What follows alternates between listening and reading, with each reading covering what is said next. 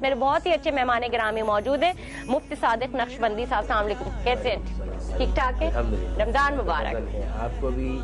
رمضان مبارک، آپ کو سامعین اور سامعات، حاضرین اور ناظرین سب کو مبارک بھی ہو، پہلا روزہ بھی مبارک۔ بالکل بالکل ساتھی صاحب جی، کتنے دنوں سے انتظار تھا، رمضان آئے گا آئے گا، اور اب لمحہ آ گیا کہ پہلا روزہ کا اختتام بھی ہو رہا ہے۔ بالکل، اور لیکن یہ بڑی سعادت کی بات ہے، اور یہ ساتیں جو ہیں جو میں آپ ہم سب گزار رہے ہیں، اور جو سننے والے ہمیں سن رہے ہیں، اور جتنے بھی لوگ دیکھ رہے ہیں، جہاں جہاں بات جا رہی ہے، یہ ملٹیپلیکیشن جو ہے نا عبادات۔ کیا بات یہ ہے کہ حاسبوا قبل ان تحاسبوا، حضور نے فرمایا اپنا حساب کرو قبل اس کے کہ تمہارا حساب ہو۔ ابھی ہمارے پاس رمضان کا پہلا دن آ گیا، اللہ کے کرم سے 29 یا 30 دن کے ہمارے پاس ٹائم ہے۔ اس ٹائم کے اندر ہم کو اپنے ایک مینٹلی طور پر ایک پلاننگ کرنی چاہیے کہ ہم کو قرب الہی کے لیے کیا کیا کرنا ہے۔ کیا سحری دبا کر کھانا، افطاری کے اندر سموسے کو اتنا اور اور میں یہ جاننا چاہوں گی کہ جو تزکیہ نفس ہے اور جو تقویٰ ہے، پرہیزگاری ہے، جسم کی زکوٰۃ ہے نا روزہ، کیا ارشاد فرمائیں گے؟ سب سے پہلی بات یہ ہے کہ انسان کے اندر دو قوتیں ہیں، ایک قوت حیوانی ہے، ایک قوت روحانی ہے۔ اچھا، اب جب بندہ کھاتا جاتا ہے اس کی حیوانی قوتیں بڑھتی جاتی ہیں، اور اسی لیے حضرت شہاب الدین سہروردی رحمۃ اللہ علیہ فرماتے ہیں کہ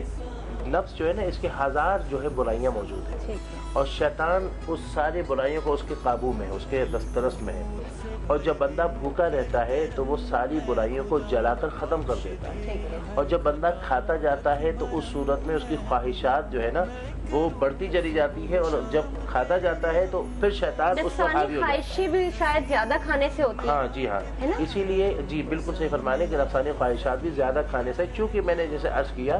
کہ ایک قوت حیوانی ہے، ایک قوت روحانی ہے، اور جب بندہ اپنے آپ کو کھانے سے اپنے آپ کو بچاتا ہے، کھانے سے اپنے آپ کو روکتا ہے، تو اس کی روحانی قوتیں بڑھتی ہیں، اور جب روحانی قوتیں بڑھتی جاتی ہے تو اس کی سمدی پہلو جو اس کا اللہ رب ذوالجلال کی جو قرب کی جو منزلیں ہیں نا، اس تک جانے کی قوتیں زیادہ تیزی سے بڑھتی چلی جاتی ہیں، اور اگر وہ خواہشات اور حیوانی قوتوں کو یعنی خواہشات کی اتباع کرتا جاتا ہے تو اتنی حیوانی قوتیں بڑھتی جاتی ہے، شیطان کا اتنا متبع ہوتا جاتا ہے۔ اس سے مجھے ایک چیز اور یہ بھی بتائیے گا، جیسے آپ نے کہا کہ اس اتباع کو ہم اس کی پیروی ایک تو کرنا، یہ کس طرح سے اور کتنا آسان ہے اگر عام زندگی میں بھی کیا جائے، اور خاص کر کے رمضان کا پہلا عشرہ، اس کو کس طرح سے ایک دوسرے میں ضم کر سکتے ہیں؟ دیکھیں، پہلی بات تو یہ کہ جیسے میں نے عرض کیا کہ روزہ جو ہے، جو تقویٰ اور پرہیزگاری ہے، اس میں اپنے آپ کو خواہشات سے اپنے آپ کو روکنا۔ دیکھیں، ابھی آپ کو بھی پیاس لگ رہی ہے، مجھے بھی لگ رہی ہے، مگر ہم نہیں پی رہے، اور ہم چاہیں تو چھپ کر جا کر بھی پی سکتے ہیں، لیکن خوشی نہ پینا نا، اٹس اے لولی تھنگ نا، پیار کا پلیجر ہے نا، اس کی یہ بھی ہے۔ اور جب آپ کو پیاس لگ رہی ہے پھر آپ اپنے آپ کو بچا رہے ہو، اپنے آپ کو روک رہے ہو، آپ کا دل چاہ رہا ہے، اور پھر آپ اس صورت میں بھی اپنے آپ کو روک رہے ہو کہ نہیں، میں نہیں پیوں گا۔ کمرے میں جا کر چھپ کر پی سکتا ہے بندہ، مگر نہیں پی رہا، ہم تو روزہ ہی اللہ کے لیے رکھ رہے ہیں، اور اس سے کیسے چھپائیں گے؟ وہ تو ہے کہ قرآن کہہ رہا ہے کہ سب کو وہ دیکھ رہا ہے، کوئی کسی چیز اس کا کوئی احاطہ نہیں کر سکتا، کوئی مخفی ہے ہی نہیں، اس کا کوئی احاطہ نہیں کر سکتا، وہ سب کو احاطہ فرما رہا ہے۔ تو اب یہاں پر جب بندہ روزہ رکھتا ہے تو روزہ رکھنے کے بارے میں قرآن نے فرمایا، یا ایھا الذین آمنوا کتب علیکم الصیام کما کتب علی الذین من قبلکم لعلکم تتقون، کہ ایمان والو تم پر روزے فرض کیے گئے جیسے تم سے پہلے پر فرض کیے گئے تاکہ تم متقی ہو جاؤ۔ اب یہ جو ہے نا متقی ہونا، اس کا جو ہے وہ صلہ ہے، روزہ رکھنے کے بعد اس کا جو صلہ ہے، عزیمہ ہے، وہ متقی ہے۔ اب متقی یہ تقویٰ ہوتا ہے، وہ ہوتا کیا ہے؟ اسی بارے میں حضرت عمر بن خطاب نے پوچھا حضرت ابی بن کعب سے کہ بتائیے تقویٰ کسے کہتے ہیں؟ آپ نے جواب میں فرمایا کہ اگر ایک راستے سے گزرنا ہو اور دونوں طرف جھاڑیاں ہی جھاڑیاں ہوں، اور جھاڑیوں میں کانٹے لگے ہوں، اور جب کانٹے لگے اور رستہ بڑا مختصر سا ہو، بڑا